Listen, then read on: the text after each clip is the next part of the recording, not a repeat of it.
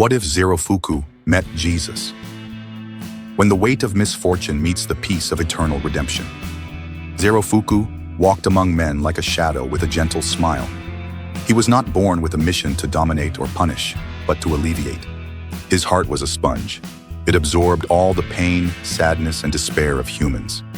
And for a while, he believed that was enough, that suffering for everyone was noble, that disappearing into another's darkness was love. But the world never appreciated it. The human faces he helped soon forgot him, and those who remembered hated him, as if his presence was a constant reminder of their misery. Zerofuku began to lose himself. He looked at his hands, increasingly distorted. The fragile body trembled with the accumulated burden of centuries. The feelings he absorbed did not go away. They simply compressed within himself. An invisible but overwhelming weight. He shouted to the sky, but no one responded. And then despair turned into anger. Kindness became poison, and what was once light became darkness. Anger took shape. Disappointment with humanity made him explode. And from the explosion, something new was born, heinous, without compassion. Hajun, the being that devoured others' suffering, not to heal it, but to multiply it. Zerofuku disappeared inside himself, swallowed by his own attempt to save the world. No one saw him cry. Until the day when, amidst the smoke of destruction, a figure appeared, different from everything he had ever felt. A warmth, not oppressive, but gentle. A light, not arrogant, but welcoming. And a voice, soft as a river that touches the soul. Zerofuku, why are you crying? He looked confused. For the first time in millennia, someone called him by name. And that presence, so serene, so firm, did something no one had ever dared to do. It extended its hand to him, even covered by the darkness of Hajun. "Who are you?" asked the inner demon, roaring with all the pains of the world. "I am the way, the truth, and the life.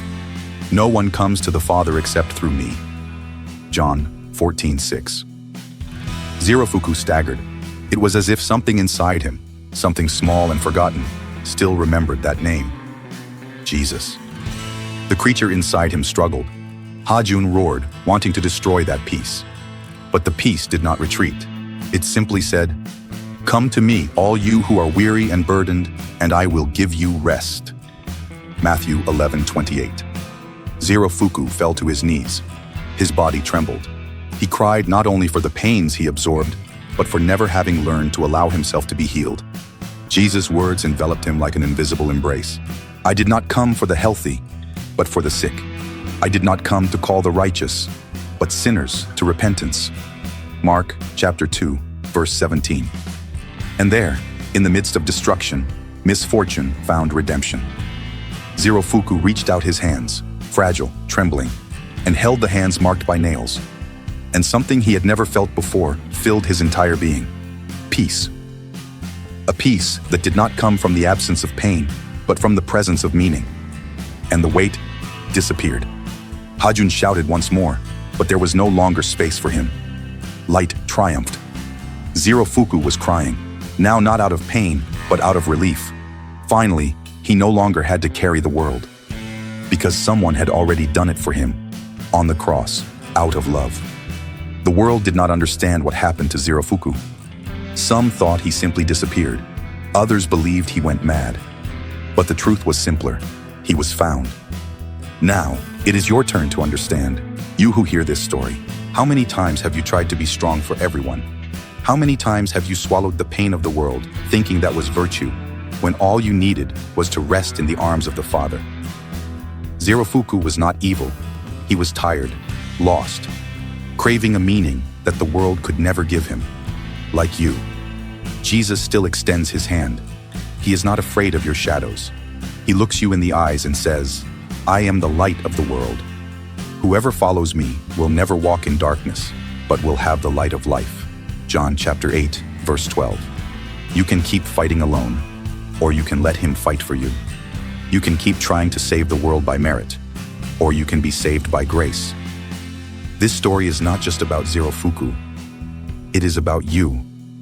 It is about me. It is about everyone who has ever tried to be enough and failed.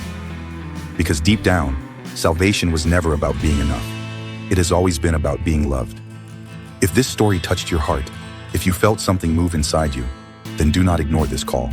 Write in the comments, "I accept the light." Share this message with someone who carries the world on their shoulders.